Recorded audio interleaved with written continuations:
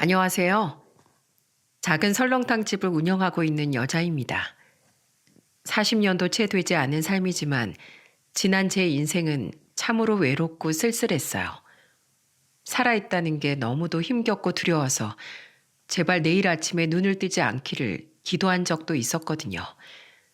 나이 40도 안 된 사람이 못하는 소리가 없다고 혀를 차는 분도 계실지 모르겠네요. 하지만 고아로 살아가는 삶은 늘상 눈보라치고 비바람 부는 세상에 기댈 곳 하나 없는 그런 삶이었답니다. 어리석지만 한때는 눈 질끈 감고 한강물에 뛰어들고 싶었던 적도 있었고, 약을 확 털어놓고는 이 세상을 그만 하직하고 싶은 순간도 있었어요. 내가 죽더라도 눈물 한 방울 흘려줄 사람 없는, 정말 세상에 나 혼자뿐인 그런 세상이 끔찍하게 싫었거든요. 사람들은 고아에게 왜 그리 편견을 가질까요? 부모님이 없다는 건 제 잘못이 아니잖아요. 그저 마음 한켠 기댈 수 있는 따뜻한 가정을 갖고 싶었을 뿐인데 왜 세상은 나한테만 그렇게 모질었는지.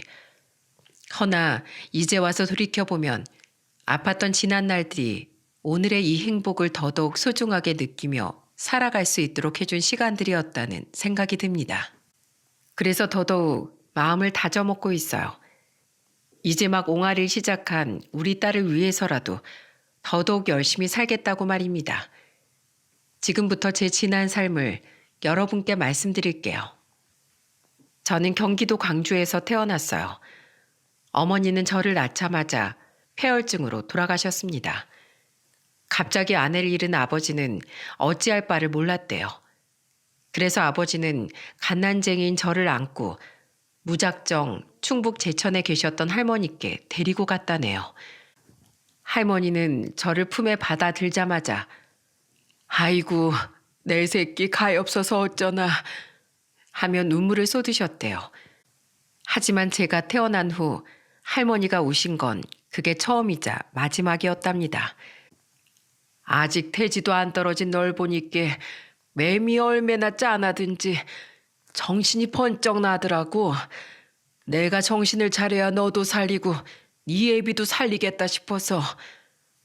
훗날 할머니는 제게 그렇게 말씀하셨죠. 할머니는 아내 잃은 슬픔에 넋을 놓고 있는 아버지의 등을 떠다 미셨답니다. 언제까지 그렇게 넋 놓고 있을 거요? 산 사람은 살아야 할 거 아니겠어. 내가 아그는 봐줄 테니까 나가서 어여 돈 벌어. 그래야 불쌍한 우리 진숙이 먹이고 입히고 학교도 보낼 것 아니냐. 할머니의 재촉의 아버지는 그제야 발길을 옮기셨대요. 그리고는 다시 일터로 돌아갔답니다. 아직 배꼽도 떨어지지 않은 신생아였던 저를 받아든 할머니는 그때부터 저를 지극정성으로 돌보셨어요. 할머니는 한마디로 여장부 스타일이셨어요. 얼마 안 되는 밭이었지만 이른 아침부터 밤까지 농사를 지으셨고 저를 등에 업고는 수확한 농작물을 읍내장에 내다 파셨어요. 아버지는 토목 기사 일을 하셨는데 집안 건설 현장을 주로 돌아다니셨던지라 한두 달에 한 번 저를 보러 오시는 게 전부였어요. 아버지는 열심히 일해서 돈을 붙였고 할머니는 할머니대로 열심히 일을 하셨죠. 그렇게 저는 할머니의 사랑을 받으며 무럭무럭 자랐고 할머니랑 자라서인지 또래 아이들보다 말문도 빨리 트여서 종알종알 재롱도 많이 부렸답니다. 조부모님 밑에서 자란 아이들 말투 들어보신 적 있는지 모르겠네요. 다른 아이들보다 어른스럽고 구수하다고나 할까요? 저 역시 할머니 말투도 곧잘 흉내내고 할머니가 즐겨 듣던 트로트도 따라 불러서 할머니를 웃게 해드렸다네요. 지금도 또렷이 기억나는 장면은 밭에서 일하시던 할머니 앞에서 얄밉게 떠났니마, 얄밉게 떠났니마, 내 청춘, 내 순정을 짓밟아 놓고 구성지게도 배신자 노래를 불러드린 기억입니다. 할머니의 주름진 얼굴에 한박 웃음이 피던 그 모습이 아직도 잊혀지질 않습니다. 가끔 들르시던 아버지도 제 재롱에 미소를 지으실 만큼 아버지도 저를 보며 아내를 잃은 슬픔을 조금씩 지워나갔던 것 같아요. 하지만 그런 소소한 행복은 그리 오래가지 못했습니다. 제가 7살 때였어요. 그날따라 저녁을 준비하던 할머니가 칼에 손을 베셨고 제가 할머니의 손가락에 서툴게 붕대를 감아주고 있었는데 불안한 전화벨 소리가 울렸습니다. 김천성 씨 댁이죠? 예, 그런데요. 빨리 땡땡 대학병원으로 와주셔야겠는데요. 병원이라니요. 도대체 뭔 일인데요? 전화를 끊으신 할머니는 얼굴이 하얗게 질려 혼잣말을 되뇌이셨어요. 괜찮을겨. 별일 없을겨. 암만 걔가 나랑 우리 진숙이 두고 먼저 갈 놈이 아니구먼. 할머니는 제 손을 잡고 급히 집을 나섰습니다. 어린 마음에 할머니랑 이장님네 트럭을 타고 나들이 간다는 생각에 저는 마음이 들떴습니다. 할머니는 계속 혼잣말을 중얼거리며 마치 절에서 기도하듯 뭔가를 빌고 또 빌었어요. 하지만 할머니의 간절한 바람과는 달리 할머니와 제가 병원에 도착했을 때 마주한 건 하얀 시트를 머리끝까지 뒤집어 쓴 아버지였습니다. 할머니는 털썩 바닥에 주저앉았고 저는 놀라 울음을 터뜨렸어요. 그런 저를 안고 토닥이던 할머니는 떨리는 손으로 아버지의 뺨을 쓰다듬으셨습니다. 다음 주에 진숙이 구두 사갖고 온다더니 약속도 안 지키고 왜 여직 누워있는겨? 그리고는 저를 아버지 앞으로 밀었습니다. 인사해라. 네 아버지한테 먼 길 떠나는 뒤 잘 가시라곤 해야지. 할머니 말씀에 저는 누워있는 아버지한테 꾸벅 인사를 했던 것 같습니다. 아버지가 여기 있는데 어딜 간다는 건지 알 수 있는 건 아무것도 없었지만 뭔가 다시는 아버지를 볼 수 없다는 생각은 들었던 것 같아요. 아버지 장례식이 치러지는 동안 할머니는 단 한 방울의 눈물도 흘리지 않으셨습니다. 자식 앞세우고는 눈물 한 방울 안 흘리는 독한 할머니라고 쑥덕거리는 사람들도 있었지만 할머니는 의연하셨어요. 눈가가 빨개지면 이내 천장을 바라보고 눈물을 삼키셨습니다. 장례식을 마치고 집에 돌아온 날 저는 할머니께 조심스럽게 물었어요. 할머니, 죽는 게 뭐야? 아빠 진짜 죽은 거야? 이제 다시는 아빠 못 보는 거야? 할머니가 고개를 끄덕이며 긴 한숨을 내쉬셨어요. 저는 다시 아버지를 볼 수 없다는 생각에 울음을 터뜨렸습니다. 그러자 할머니가 제 눈물을 닦아주더니 머리에 흰 상장핀을 꽂아주며 말씀하셨어요. 오늘만 울고 다신 울지 말어. 울면 지는 거요. 운다고 밥이 나와 떡이 나와. 너한테 니 헬미가 있잖여. 인자부터 내가 니 애미고 애비고 헬미여. 근게 울지 말어. 니 뒤에 니 헬미가 떡하니 버티고 있으니까. 저는 고개를 끄덕였어요. 괜시레 서름이 몰려왔지만 그래도 할머니가 계셔서 다행이라고 생각했습니다. 제가 초등학교에 입학하던 날 할머니는 새로 사온 예쁜 원피스를 입혀주셨습니다. 아이고, 우리 진숙이보다 더 이쁜 아가 있을꼬. 헬미 눈엔 진숙이가 세상에서 제일로 예쁘네. 하며 환하게 웃어주셨죠. 입학식이 진행되는 동안 아이들이 제 원피스를 부러운 듯 쳐다볼 때마다 저는 뿌듯했습니다. 그리고 간간히 뒤에 서 계신 할머니를 쳐다보곤 미소를 지었죠. 할머니는 그렇게 내 세상의 전부가 되어주셨어요. 내 유일한 가족이자 무조건적인 사랑을 주신 할머니. 등하굣길 내내 동행하며 쥐면 꺼질세라 불면 날아갈세라 그렇게 저를 귀히 대해주셨습니다.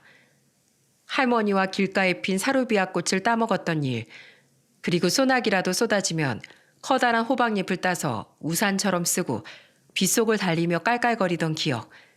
그렇게 할머니와의 추억은 차곡차곡 쌓여갔습니다. 하지만 세상에는 할머니와 저를 보고 모진 소리를 쏟아내는 사람들도 때론 있었어요. 초등학교 3학년에 어느 비 오는 초여름날이었습니다. 학교가 파하니 비가 억수처럼 쏟아지고 있었어요. 비 오는 날이면 언제나 우산을 들고 데리러 오셨던 할머니였던지라 그날도 그렇게 할머니를 기다리고 있었어요. 그런데 제 귀에 누군가 수군거리는 소리가 들렸어요. 제가 예미애비 잡아먹었다는 개야? 그렇다니까. 엄마 낳자마자 죽었고 아버지도 몇 년 전에 사고로 갔잖아. 단골레 무당말이 자식이 부모 잡아먹는 기구한 사주팔자가 있다던데 제가 딱 그 짝이지 뭐야. 갑자기 눈물이 쏟아질 것 같았습니다. 저를 보고 수군거리는 엄마들의 말소리가 비수가 되어 꽂히는 심정이었어요. 나 때문이야? 엄마 아빠 없는 게 기구한 내 팔자 때문인 거야? 갑자기 눈물이 앞을 가려 학교 운동장이 희미해졌습니다. 그때 어디선가 벼락 같은 불호령이 들려왔어요. 망할 놈의 옆편 애들이 어디서 막말이야? 내가 있는데 얘가 왜 고아원으로 가? 내가 천년만년 오래도록 살아서 진숙이 자식 낳고 그 자식 결혼하는 것까지 다 볼 거야. 애 앞에서 막말하는 거 한 번만 더 내 눈에 띄면 그날은 니들 죽고 나 죽는 줄 알아. 할머니를 보자 저도 몰래 울음이 터지고 말았어요. 그러자 할머니가 저를 나무랐습니다. 저 못돼 처먹은 옆편 애들 말에 울긴 왜 울어? 너 헬미 말 잘 들어. 저런 옆편 애들 보란 듯이 잘 사는 게 이기는겨. 헬미 말 알아들었어? 저는 할머니의 말에 울음을 삼키며 고개를 끄덕였습니다. 그날 할머니 손을 잡고 집으로 돌아오면서 할머니께 조심스럽게 물었어요. 할머니, 어디 아파? 아프긴 어디가 아파? 헬미 말 못 들었어? 천년만년 살아서 네 자식까지 봐줄 거라니까. 할머니의 말에 저는 안심이 되었습니다. 어느새 비가 그쳤고 햇빛이 환하게 비치기 시작했죠.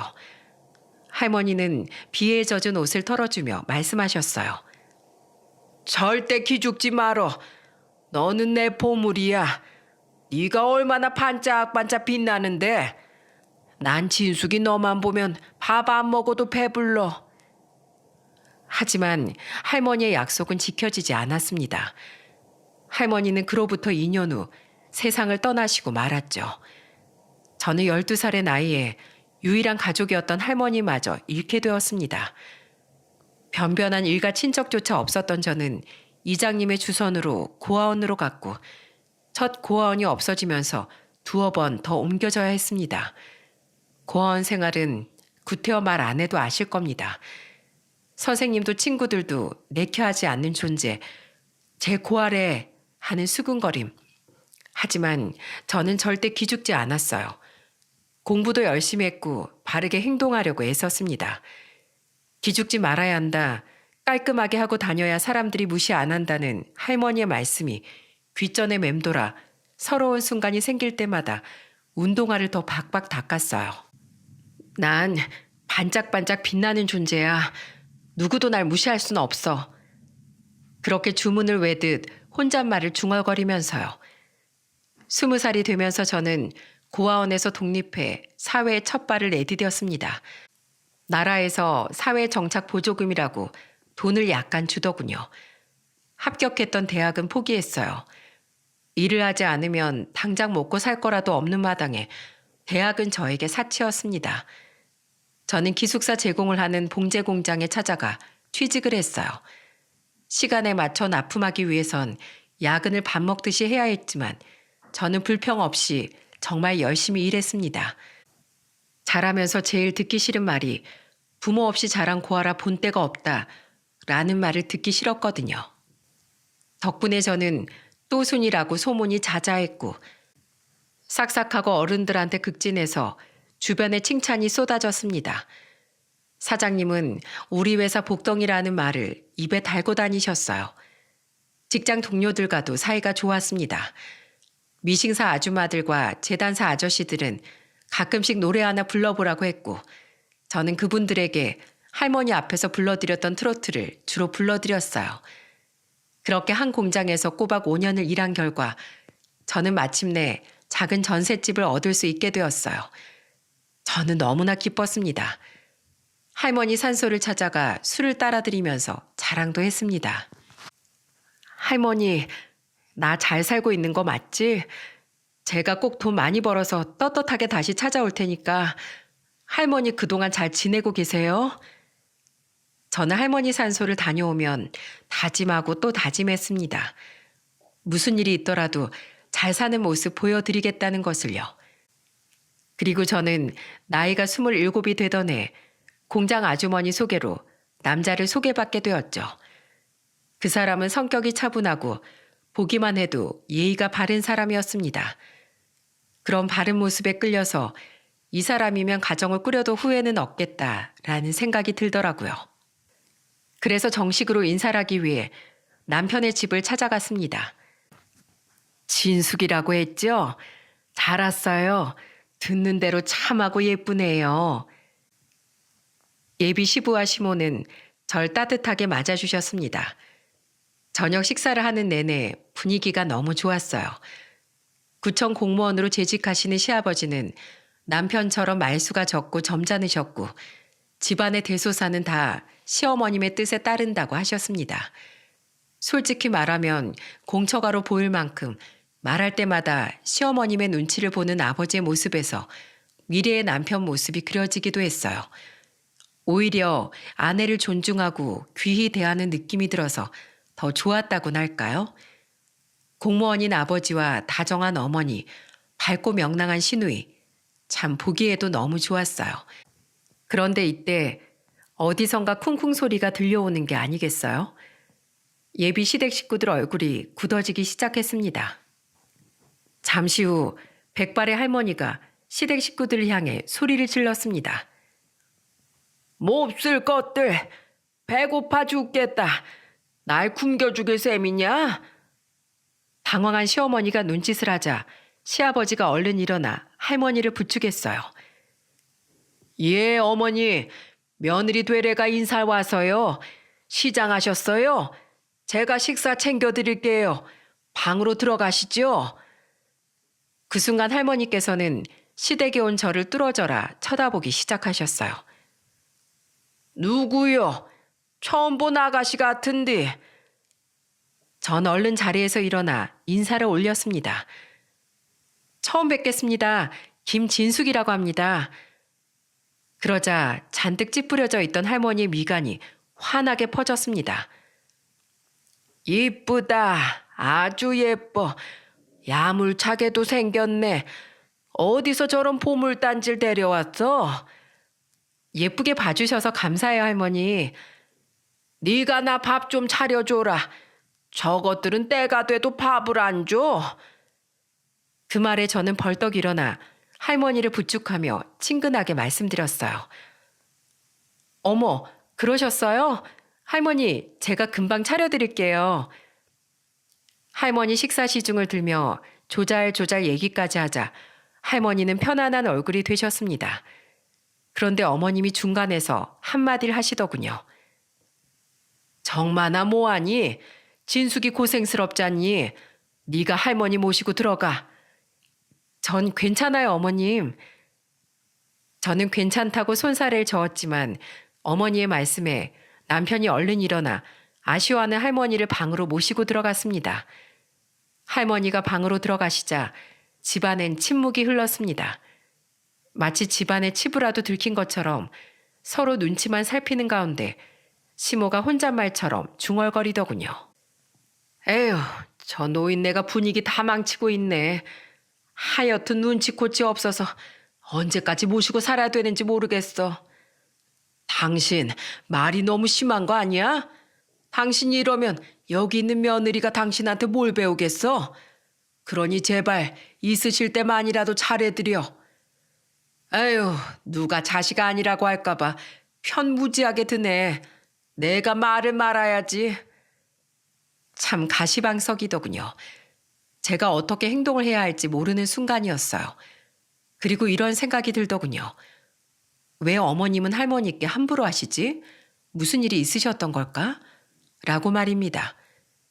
그리고 시할머니를 보니 돌아가신 저희 할머니 생각이 나기 시작했습니다. 저를 너무 귀하게 여겨주셨던 할머니. 제가 너무 어릴 때 돌아가셔서 효도다운 효도 한번 못했고 할머니 밥상 한 번 차려드린 적이 없었는데 마치 돌아가신 할머니가 다시 오신 느낌이었다고나 할까요? 이상하게 처음 뵀는데도 낯설지 않고 편안한 마음이 들었습니다. 그 후 저는 댁에서 합가를 하며 결혼 생활을 시작했습니다. 행복한 가정, 단란한 가정을 꾸리는 게 제 소원이었기에 부푼 꿈을 안고 시작을 했죠. 하지만 제 희망은 불행으로 다가오기 시작했습니다. 저는 남편과 결혼을 하고 봉제 공장을 그만두었어요. 그때 당시 시댁에서는 시모가 설렁탕집을 운영하고 있었습니다. 들어보니까 할머니께서 30년 동안 운영을 하시고 시모가 물려받은 거라고 하더군요. 무려 50년이 넘은 설렁탕집이었습니다. 그로 인해 점심시간만 되면 직장인들, 주민들, 학생들 할 것 없이 대기표를 받아야지만 식당 안에 들어갈 수 있었고 맛집으로 소문이 나서 평상시에도 손님이 많은 곳이었어요. 그럴 수밖에 없는 게 식당 테이블이 12개밖에 되지 않은 터라 자리 경쟁이 치열했거든요. 저는 그런 식당에서 시모와 같이 일을 하기 시작했습니다.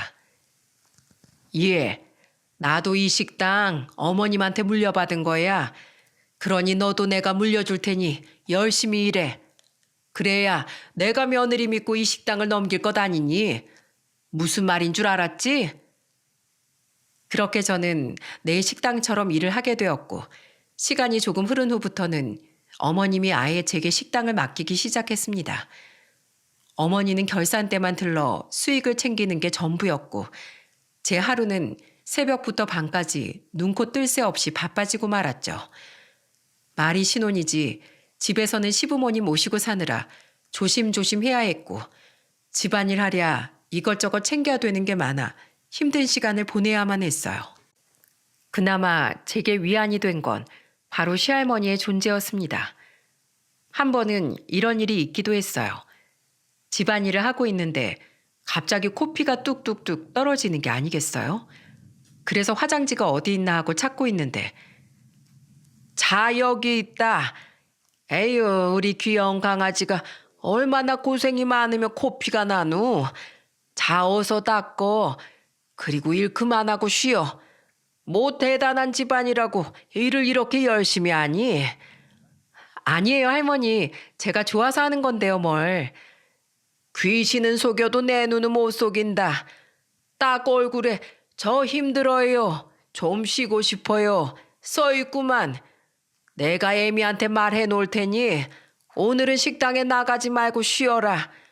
이 헬미만 믿어. 알았지? 저 정말 쉬어도 될까요? 사실은 오늘 정말 몸이 안 좋아서요. 그렇게 저는 할머니만 믿고 하루 정도는 시모가 식당을 봐주겠지 하는 마음으로 약을 먹고 자리에 누웠습니다. 그런데 어디선가 쿵쿵 소리가 들리는 게 아니겠어요? 어머님이 뭔데 제일 쉬라고 하셨어요? 이제 식당의 주인은 나라고요. 제가 식당 일에 더 이상 간섭하지 말라고 했죠? 뭐?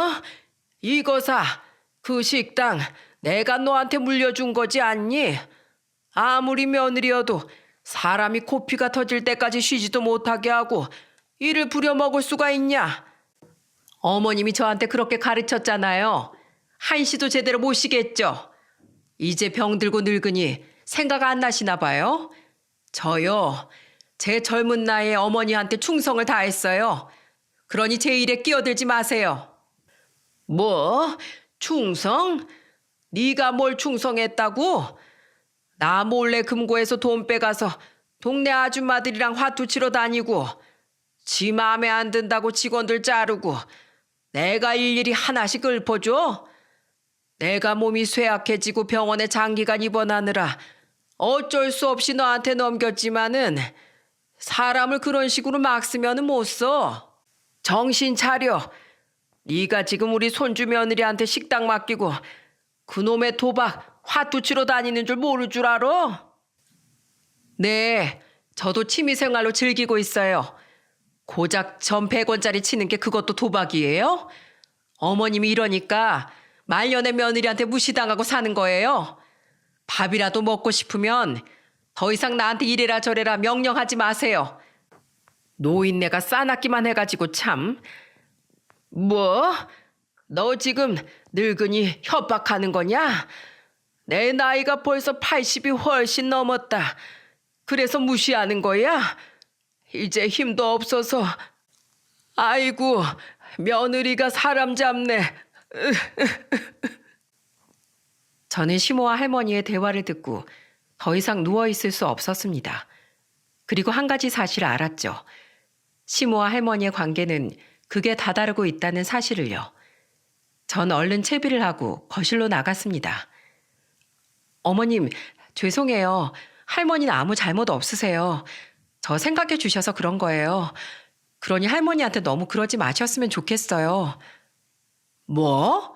벌써부터 네 시할머니 편드는 거냐? 내가 말하는데 너 줄 잘 서라. 줄 잘못 섰다간 네 인생도 망칠 수 있어. 알았어?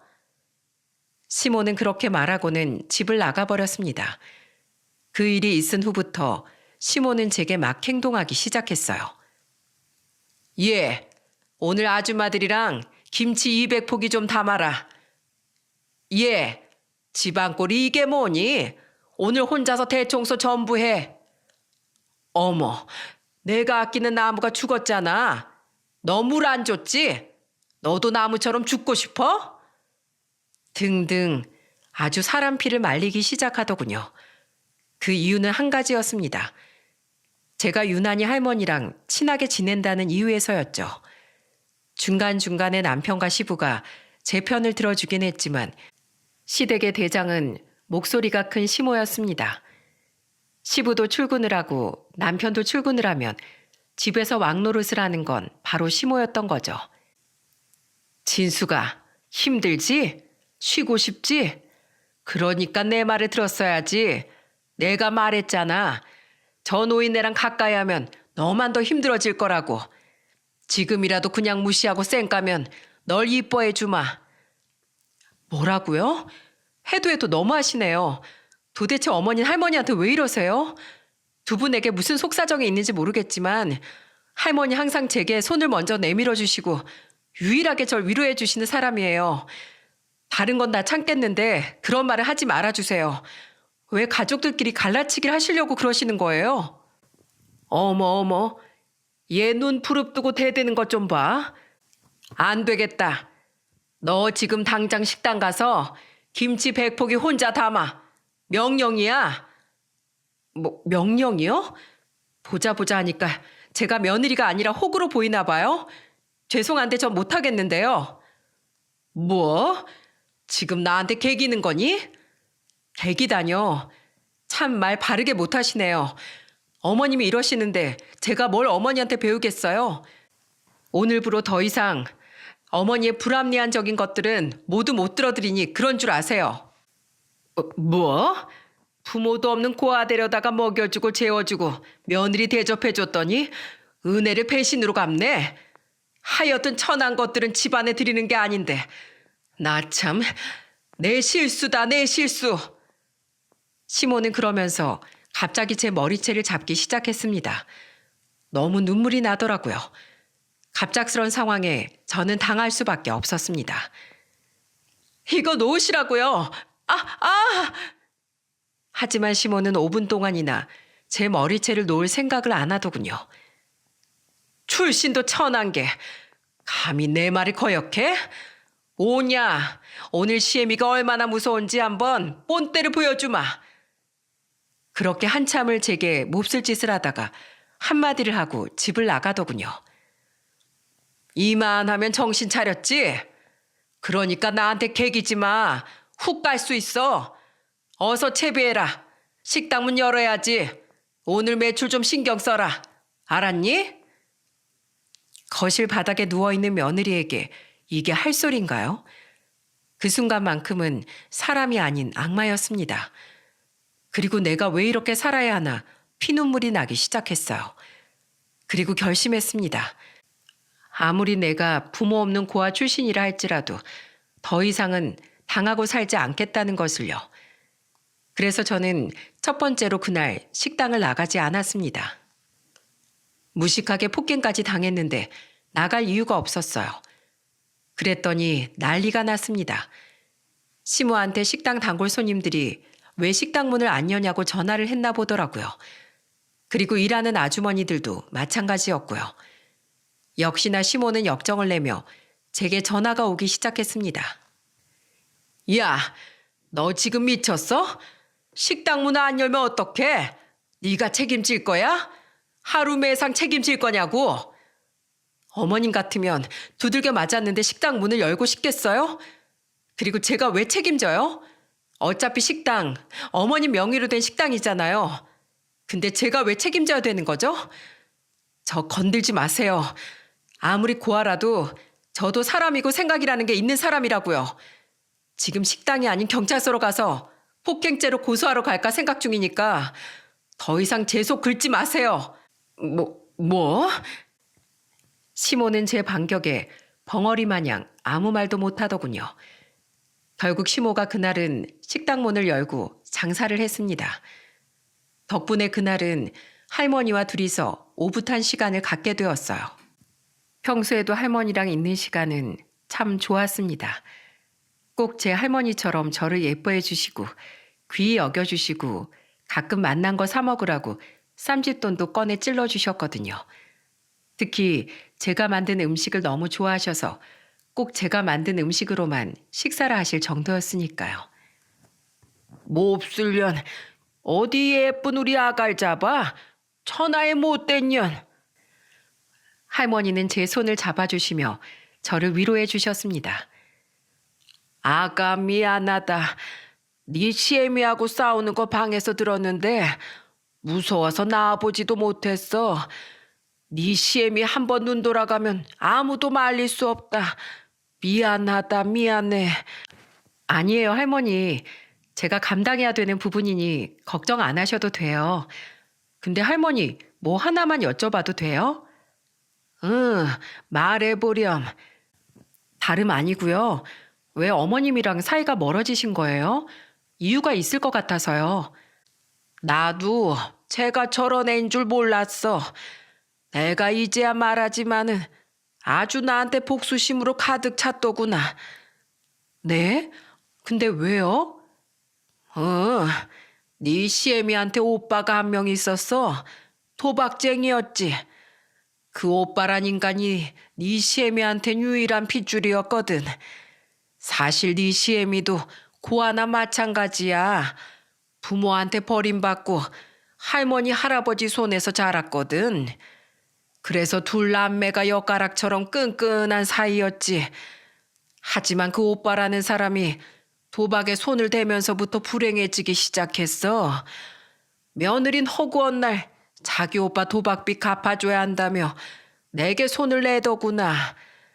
그래서 몇 번은 내가 불쌍해서 갚아줬지. 근데 그게 끝이 없더라고. 그래서 도저히 안 될 것 같아 더 이상은 안 된다고 거절했더니만 어느 날 밤에 그 오빠라는 사람이 직접 찾아왔더구나. 무릎까지 꿇으면서 3천만 빌려달라면서 말이야. 하지만 난 당차게 거절했지. 밑 빠진 항아리에 물 붓기나 다름없었어. 그런데 그날 이후에 얼마 못 가 그 오빠란 사람이 스스로 생을 마감했더구나. 도박에서 빠져나오지 못하다가 빚쟁이들한테 쫓기면서 스스로 떠나고 말았던 거지. 그런 일이 있었어요? 응, 지 오빠의 죽음이 나 때문이라고 생각하고 있어. 그날 돈만 빌려줬다면 지 오빤 살아있었을 거라면서 말이야. 그날부터 나한테 저렇게 차갑게 구는구나. 저는 할머니의 말을 듣고 두 분이 왜 이렇게 악연이 되었는지 알 수 있었습니다. 할머니를 진정시키고 자리에 눕히자 할머니가 나지막에 한 소리 하셨습니다. 네 시애미가 또 지랄하면 나한테 다 일러. 그땐 내가 가만히 안 있을 테니까. 할머니는 눈시울을 붉히면서도 저를 생각해 주셨습니다. 솔직히 전 이해가 가질 않았어요. 저와 같은 고아 출신이나 마찬가지면서 왜 고아인 저를 그렇게 무시를 하는지, 그리고 도박빚을 갚아주지 않았다는 이유로 할머니를 원망하고 미워하는지 말입니다. 시모는 그날 이후 조금씩 변하기 시작했습니다. 왜냐하면 예전처럼 제가 가만히 당하지만은 않았거든요. 최대한 며느리로서 예의를 갖추되 불합리적인 부분에서는 저는 일절 받아들이지 않았거든요. 그럴 때마다 전 식당 일을 하지 않겠다, 분가하겠다라며 시위 아닌 시위를 했습니다. 그러다 보니 시모가 제 눈치를 보기 시작했어요. 그렇게 결혼한 지 8년 차에 들어섰습니다. 그동안에 저는 아들 하나를 낳아 키우며 조금씩 안정을 찾아가기 시작했어요. 하지만 어느 때쯤 남편이 말썽을 부리기 시작하더군요. 남편은 결혼 전과 달리 점점 더 무심해지기 시작했고 저와는 하루 종일 말 한마디 안 하고 지나는 날도 많았습니다. 대면대면해진 부부관계를 회복하기 위해 뭔가가 필요했어요. 그래서 저는 남편과의 대화를 수차례 시도도 했습니다. 하지만 그때뿐이었어요. 낚시 귀신이 붙었는지 남편은 낚시만 다니기 시작했고 어쩔 땐 낚시터에서 살다시피 하는 남편이 바람이라도 난 게 아닌가 싶어 막무가내로 남편을 쫓아 낚시터에 간 적도 있었어요. 남편과의 관계는 쉽사리 회복하기가 힘들어져만 갔습니다. 그렇게 결혼 생활의 권태기와 함께 심한 우울증이 찾아왔어요. 명절이 와도 찾아갈 친정도 없고 10년 내내 휴가도 여행도 못 가본 제 삶이 가엾기 그지없었어요. 저는 집안 식구들 아무에게도 말하지 않은 채 어느 날 할머니의 산소를 찾았습니다. 할머니의 산소에는 잡초가 무성했어요. 하나뿐인 손녀가 얼마나 무심했기에 산소가 이 지경이 되었을까. 너무나 죄송한 마음에 할머니 산소의 풀을 정성스레 깎은 후에 할머니 드리려고 사온 약과에 소주를 마셨습니다. 할머니, 나 잘 살고 있는 거 맞죠? 남편도 있고 시부모님도 계시고 절 무지 예뻐해주는 시할머니도 계시고 근데 할머니, 그렇게 바라던 가족들이 생겼는데 나 왜 이렇게 외로울까요? 제 푸념은 그렇게 해가 질 때까지 계속됐습니다. 할머니 앞에서 한바탕 푸념을 하고 나니 그나마 속이 좀 시원해졌어요. 막차를 타고 들어온 저는 단단히 마음을 다져먹고 집에 들어섰습니다. 그런데 집에 들어가자마자 시어머니가 녹이 등등한 모습으로 거실에 앉아 계시는 게 아니겠어요? 딱 보니 술을 거나게 한 잔 한 상태였습니다. 어딜 싸돌아다니다 이제야 기어 들어오는 게냐? 할머니 산소에 다녀왔어요. 죽은 네 할머니가 그렇게 가르쳤냐? 살아계신 할머니를 챙겨야 할 거 아니냐? 네가 집안에 없어서 저 노인네 내가 대소변 다 봐줬잖아. 하기 싫어도 어찌나 집안에 냄새가 나던지 원. 모진 소리를 해대는 시어머니의 말에 저도 더 이상은 참을 수가 없었습니다. 너무하세요, 어머님. 할머니도 어머님의 시어머니잖아요. 왜 말을 그렇게 하세요? 할머니는 그 당시 몸이 많이 쇠약해진 상태였습니다. 대소변도 스스로 잘 보지 못했고 성인 기저귀를 차시면서 지내야만 했죠. 병으로 인해 수시로 병원에 입원한 건 다반사였고 할머니가 병원에서 우울해하실 땐 시부가 집으로 모시고 오실 때도 있었죠. 그럴 때마다 할머니 간병을 해주는 사람은 저와 시부뿐이었습니다. 정말 시모는 거의 아무것도 하지 않으려고 했어요. 그 순간 시아버지 불호령이 떨어졌어요. 그만두래! 아버님이 큰 소리 내시는 걸 본 건 10년 만에 처음이었습니다. 고부간의 전쟁을 보다 못한 시아버지가 나서신 거였죠. 시집 와서 며느리가 이날 이때까지 딴짓한 적이 있어? 할머니 산소 한번 갔다 온 걸 갖고 왜 그렇게 난리야? 그러는 당신은 며느리 아니야? 왜 집을 허구한 날 뒤집어 놓냐고? 시아버지의 큰 소리에 어안이 벙벙해진 시어머니가 그런 시아버지를 황당하다는 표정으로 노려보았어요. 당신 왜 이래요? 며느리 가르치는데 당신이 왜 나서요? 그게 가르치는 거요? 며느리도 사람이잖소. 왜 손발 묶어놓고 집에서 일만 하라고 해? 어머, 이가 정말. 시어머니는 생전 처음 보는 시아버지의 모습에 기가 질린 듯 콧김만 푹푹 내시더군요. 시아버지는 이내 제게도 나지막한 목소리로 말씀하셨습니다. 너 고생하는 거 안다. 어머님이 아까부터 널 찾으시니 들어가 보거라. 할머니, 우리 애기 왔구나. 우리 애기 도망 안 갔어. 그래, 우리 애기같이 착한 애가 날 두고 도망갈 리가 없지. 난 네가 짐 싸들고 어디 간 건 아닌가 불안하고 무서웠어. 절대 나 죽기 전에 어디 가지 마. 알았지? 죄송해요, 할머니. 저 절대 도망 안 가요. 할머니 모시고 오래오래 살 거예요. 그날 밤 저는 잠든 할머니를 보니 너무 마음이 아팠습니다. 10년 동안 살면서 할머니는 내 유일한 친구이자 말동무이자 든든한 동반자였거든요. 할머니도 마찬가지셨고요. 둘이서 웃으면서 심호 험담을 하기도 했고 남편 욕도 하기도 했었고요. 그럴 때마다 얼마나 속이 시원했는지 모릅니다. 아가, 언제든지 가슴이 답답하고 외로울 때 이 할미한테 다 털어놔. 그래야 네가 산다. 무슨 얘기든 다 들어주마. 이렇게 항상 할머니는 제 편을 들어주셨고 할머니를 모시고 시장에 가거나 가끔 찜질방을 가서 구운 계란과 식혜를 먹으며 즐거운 시간을 보내기도 했습니다.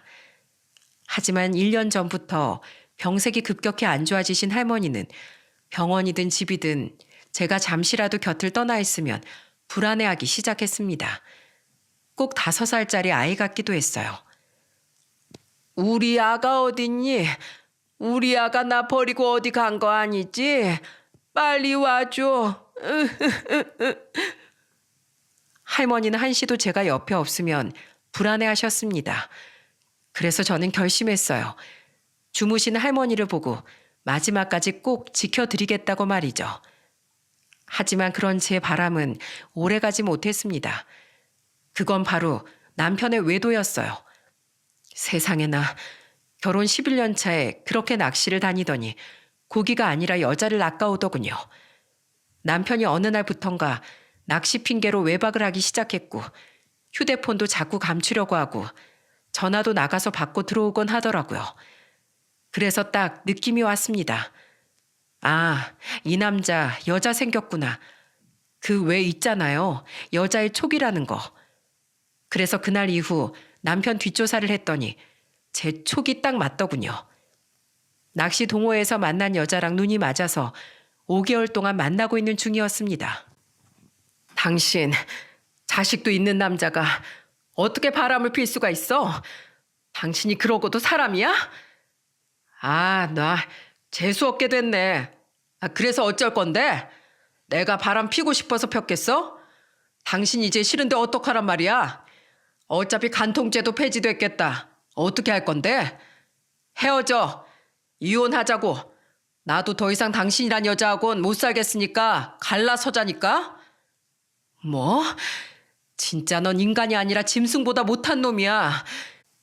내가 지금까지 뭐 하나 버티고 살았는데 당신이 날 어떻게 이렇게 뒤통수를 칠 수 있냔 말이야. 전 남편의 뻔뻔함에 억장이 무너졌습니다. 정말 쓰레기 중에 분리수거도 안 되는 쓰레기였어요. 근데 그 순간 저 대신 시원하게 복수를 해주는 귀인이 나타났습니다. 그건 바로 방에 누워 계신 시할머니였습니다. 할머니는 방에서 저희의 대화를 듣다가 나와 지팡이로 남편 뒤통수를 후려치셨습니다. 이 애끼 이놈아, 네가 그러고도 사람이야? 네 각시가 이 집안에 어떻게 했는데 천금을 줘도 이럴 각시 어디서 못 구하는데 감히 네가 바람을 피워? 내 아무리 병들고 오늘 내일 한다지만 이런 꼴은 못 본다. 너 오늘 나랑 같이 저승 가자꾸나. 이리 와 이놈아. 할머니 왜 이러세요? 몸도 편찮으시면서. 아파요. 아프단 말이에요. 결국 남편은 할머니의 불호령에 쥐새끼처럼 집에서 쫓겨나고 말았습니다. 할머니는 저를 꼭 안아주셨어요. 아가, 미안하구나. 못난 손주 때문에 네가 고생이 많어. 내가 여기서 더 이상 해줄 게 없다는 게 너무 미안하구나. 아니에요, 할머니. 이렇게 절 안아주신 것만으로도 감사드려요. 전 남편을 용서할 수 없었습니다. 그래서 저는 곧바로 이혼 소송을 하기 시작했고 상간녀한테도 소송을 따로 걸었어요. 아무리 간통죄가 폐지됐다곤 하지만 이대로 그것들을 가만히 내버려 둘 수는 없었습니다. 상간녀가 운영하는 미용실로 가서 제대로 참교육을 해주기도 했습니다. 야, 자식이 둘이나 있는 여자가 가정을 버리고 바람을 펴? 너 오늘 매운맛 좀 봐봐라. 그날은 제 분노를 참지 못하고 가게를 확 엎어버렸어요. 도저히 가슴이 답답해서 가만히 있으면 제가 속병 걸려 죽을 것만 같았거든요.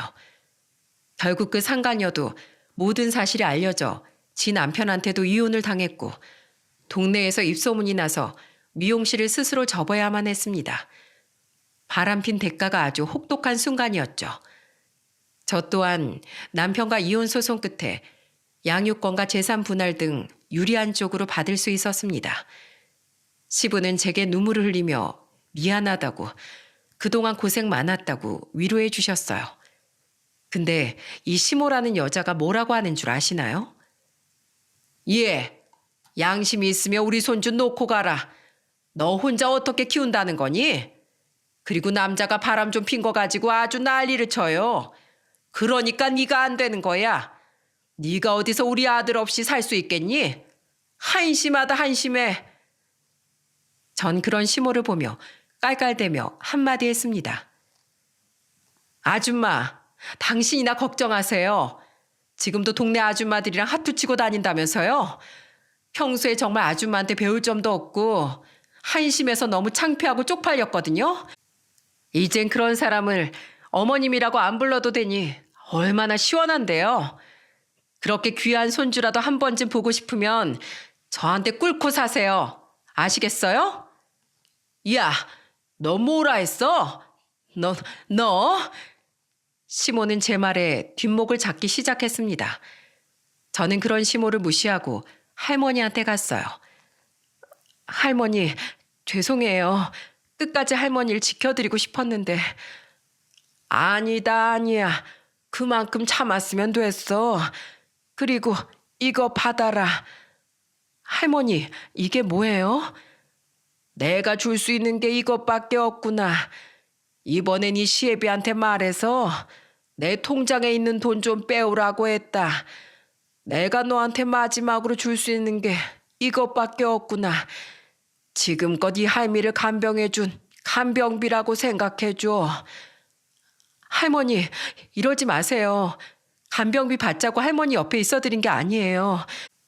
제가 좋아서 한 거니 이건 어서 넣어두세요. 아니야. 네가 받아줘야 내가 나중에 편히 눈 감을 수 있어.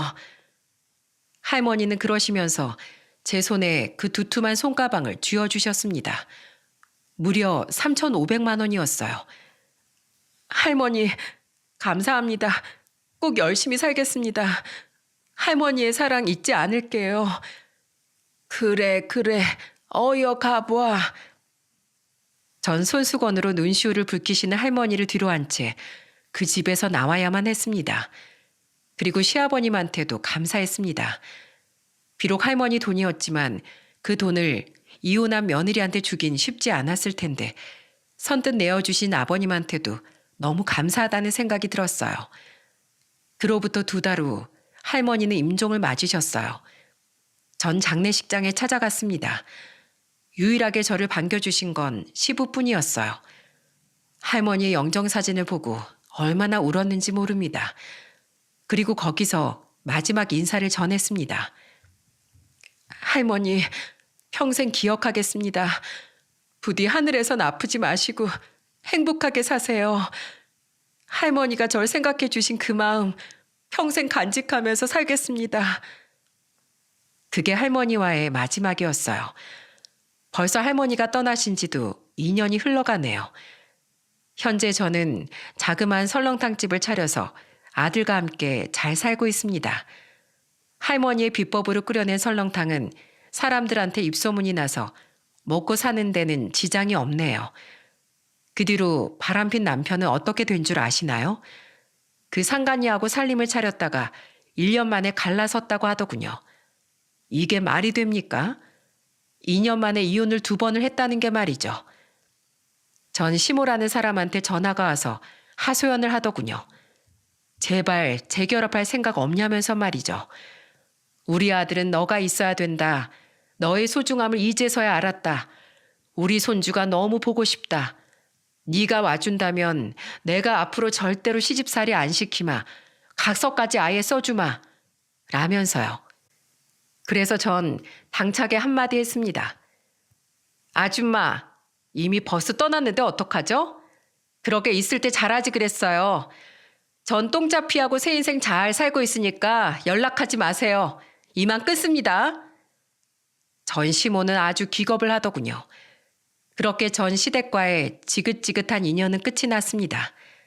오늘 가게 라디오에서 이런 말이 흘러나오네요. 인생은 흘러가는 것이 아니라 채워지는 것이다. 우리는 하루하루를 보내는 것이 아니라 내가 가진 무엇으로 채워가는 것이다. 지금 이 사연을 듣고 계시는 모든 분들은 이 말처럼 하루하루 뜻깊고 행복한 인생을 사셨으면 합니다. 하루하루 무언가를 배운다는 것, 하루하루 뭔가를 채워간다는 것. 저도 이 말을 되새기며 부끄럽지 않은 엄마가 되도록 노력하며 살겠습니다. 제 결혼 생활은 실패로 끝이 났지만 한 아이의 엄마로서 그리고 여자로서 인생을 살면 더 이상 실패를 맛보지 않고 이 사회의 올바른 구성원이 될 수 있도록 잘 살아볼게요. 여러분들의 따뜻한 응원 부탁드립니다. 긴 사연 끝까지 들어주셔서 정말 감사합니다.